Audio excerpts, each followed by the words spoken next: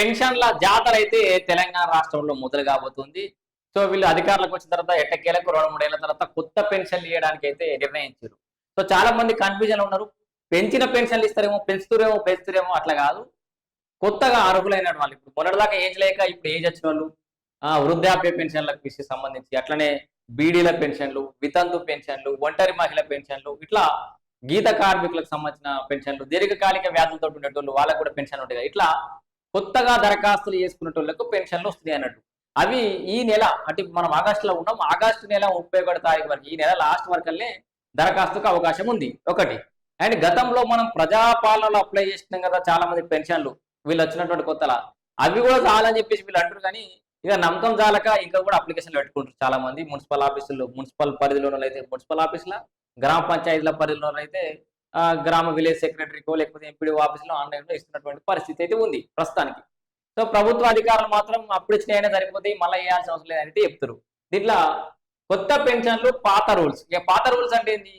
కేసీఆర్ హయాంలో అంటే అంతకంటే ముందు ఈ 2014 నుంచి 18 మధ్యలో 2014-18 మధ్యలో ఏవైతే రూల్స్ ఉన్నాయో, ఏజ్ ఎంత 65 ఏళ్ళు, సో మన మిగతా ఏజ్ అంటే మిగతా క్రైటీరియా అంగవైకల్యం పర్సెంటేజ్ ఎంత ఉండాలో అంతే, అంటే 40% కంపల్సరీ ఉండాలి. ఇట్లా పాత రూల్స్ ఏమున్నాయో అవే యాస్టీస్ గా, కొత్త రూల్స్ ఏం పెట్టలేదు. పాత రూల్స్ ప్రకారమే కొత్త పెన్షన్లు రాబోతాయి అన్నట్టు. ఇగో అర్హత ప్రమాణాల్లో అసలు మార్పు లేదు. కొత్త పెన్షన్లు, పాత రూల్స్ ఈ నెల 31 వరకు దరఖాస్తుల స్వీకరణ అని చెప్పేసి చూస్తున్నాం మనం. గతంలో ప్రభుత్వం ఉత్తర్వులో పేర్కొన్న ఎలిజిబిలిటీ క్రైటీరియానే అంటే అర్హతకు సంబంధించిందే ఇప్పుడు ప్రామాణికంగా తీసుకోబోతున్నారు. 2014, 2018 మధ్యలో ఈ ఉత్తర్వులో నిబంధనల ప్రకారమే అర్హతను కూడా పరిశీలించబోతున్నారు. సో అర్హులైన పేదలు కావచ్చు, బలహీన వర్గాలకు కావచ్చు, సామాజిక భద్రత కల్పించడమే లక్ష్యంగా ఈ కొత్త పెన్షన్లు ఇవ్వబోతున్నారు. దీంట్లో తొలి విడతలో మళ్ళా ఇప్పుడే అందరికి రావు, అప్లై చేసిన ప్రతి ఒక్కరికి ఇప్పుడే పెన్షన్ వస్తుందని ఆశలు పెట్టుకోకూరి. దీంట్లో కూడా ప్రాధాన్యతా క్రమం అంటే ముందుగా ఎవరికి పెట్టాలో వాళ్ళకే పెడతారు అన్నట్టు. దీంట్లో ఎవరెవరు ముందుగా? ఒంటరి మహిళలు అంటే భర్తతో విడిపోయి రకరకాల సమస్యలతో ఒంటరిగా జీవించే మహిళలు కావచ్చు. తర్వాత వితంతువులు, భర్త చనిపోయినటువంటి భార్యలు వితంతువులు కావచ్చు. దివ్యాంగులు కావచ్చు, అంటే కాలు చేయి జర బాగాలేక పనిచేసుకునే పరిస్థితి లేని వాళ్ళు కావచ్చు. కళ్ళు గీత కార్మికులు, అట్లాగే చేనేత కార్మికులు, ఫైలేరియా బాధితులు, తలసేమియా, సికిల్ సెల్ వ్యాధి ఉంటుంది, కొన్ని రకాల వ్యాధులు అంటే ఇక లైఫ్ టైం వల్ల ఆ వ్యాధితో పోరాడాలి కాబట్టి మందుల ఖర్చు ఉంటే ఇక వాళ్ళ జీవితం కొంచెం దుర్భరమైన పరిస్థితి ఉంటుంది కాబట్టి వాళ్ళకు కూడా ప్రభుత్వం పెన్షన్ ఇస్తుంది. దీంట్లో హిమోఫీలియా వంటి రక్త సంబంధిత వ్యాధులతో బాధపడుతున్న వారికి కూడా ఈ కొత్త పెన్షన్లు అయితే మంజూరు చేస్తారు. అయితే వీళ్ళు మళ్ళీ అవసరం లేదనేది ఇదే. ఏంటి? కొత్తగా పెన్షన్ల కోసం ప్రజాపాలన వారోత్సవాలు, 99 రోజుల ప్రగతి ప్రణాళిక సభలు, ప్రజా పాలనా వారోత్సవాలు గప్పట్లో చేశారు. తర్వాత మొన్న 99 రోజుల ప్రగతి ప్రణాళికకు సంబంధించిన గ్రామ సభలు అయినాయి కదా, అక్కడ కూడా మళ్ళీ అప్లికేషన్ తీసుకున్నారు కదా. అవి ప్రజావాణిలో వచ్చిన దరఖాస్తులు ఉంటాయి కదా, వాటిని పరిగణలోకి తీసుకుంటారు. గతంలో దరఖాస్తు చేసి అవసరమైన అన్ని పత్రాలు సమర్పించిన వాళ్ళు మళ్ళీ దరఖాస్తు చేయాల్సిన అవసరం లేదు అని అధికారులు చెప్తారు. సో అవసరమైన పత్రాలు సమర్పించిన వారు అంటే దానికి సపోర్టింగ్ డాక్యుమెంట్స్ ఏదైతే ఉంటుందో, ఇప్పుడు వితంతు పెన్షన్ తీసుకోవాలంటే వాళ్ళ డెత్ సర్టిఫికేట్ తీసుకోవాలి. ఇప్పుడు మన బీడీ పెన్షన్ తీసుకోవాలంటే వాళ్ళకి బీడీ పిఎఫ్ కి సంబంధించిన వాళ్ళ కార్డు ఉంటుంది, ఐడెంటిటీ కార్డు లాగా. ఐడెంటిటీ కార్డు, బర్త్ది ఆధార్ కార్డు, భార్య ఆమె ఆధార్ కార్డు, సో ఇట్లాంటి డీటెయిల్స్ అన్ని ఉంటాయి. అవన్నీ కూడా పెట్టాల్సిన అవసరం ఉంటుంది. అర్హత నిర్ధారణ కోసం సంబంధిత శాఖల నుంచి అవసరమైన ధృవపత్రాలు పొందే జిల్లా కలెక్టర్లు చర్యలు తీసుకుంటారు. వితంతువులకు భర్త డెత్ సర్టిఫికేట్ ఉండాలి. చూడరి, వితంతువులు ఎవరైనా ఉంటే వాళ్ళ భర్త డెత్ సర్టిఫికేట్ ఉండాలి.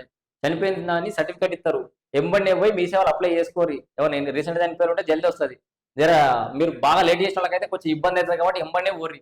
ఈ నెల 31 తారీఖు దాకా ఉంది. ఎవరిలో వాళ్ళు బతిలాడి జల్దీ అయితే సర్టిఫికేట్, డెత్ సర్టిఫికేట్ తీసుకోరు.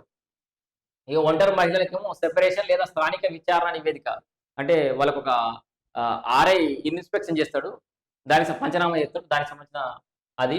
గీత కార్మికులకేమో ఎక్సైజ్ శాఖ ధృవీకరణ పత్రం కావాలి. తర్వాత చేనేత కార్మికులకేమో చేనేత జౌలి శాఖ ముద్రీకరణ, ఫైలేరియా బాధితులకేమో వైద్య ఆరోగ్య శాఖ ధృవీకరణ. అంటే ఇప్పుడు చేనేతకేమో వాళ్ళకి జౌలి శాఖ ఉంటుంది, అక్కడ నుంచి ఐడి కార్డు ఉంటుంది. ఈ గీత కార్మికులకేమో ఎక్సైజ్ శాఖ నుంచి ఐడి కార్డు ఉంటాయి. వాళ్ళందరికీ గీత కార్మికులు అనే ఐడి కార్డు నంబర్లు ఉంటాయి.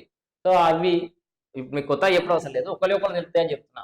సో అది ఏమైనా వ్యాధులకు సంబంధించి ఏమో జిల్లాల గవర్నమెంట్ హాస్పిటల్లో డాక్టర్లు ఇస్తారు, మీ అందరూ తెలుసు.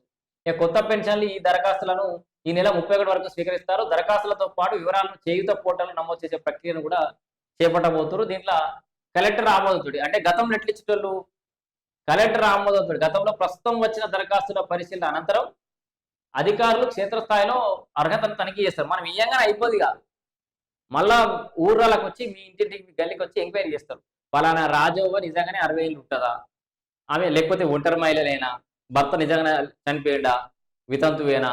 ఇట్లా అన్ని రకాల ఎంక్వైరీలు చేస్తారు. ఆ తర్వాత అర్హుల జాబితాను జిల్లా స్థాయికి పంపి కలెక్టర్ ఆమోదంతోటి పింఛన్ మంజూరు చేస్తారు. ఇక మళ్ళా మన కలెక్టర్ ఓకే చేయాలి.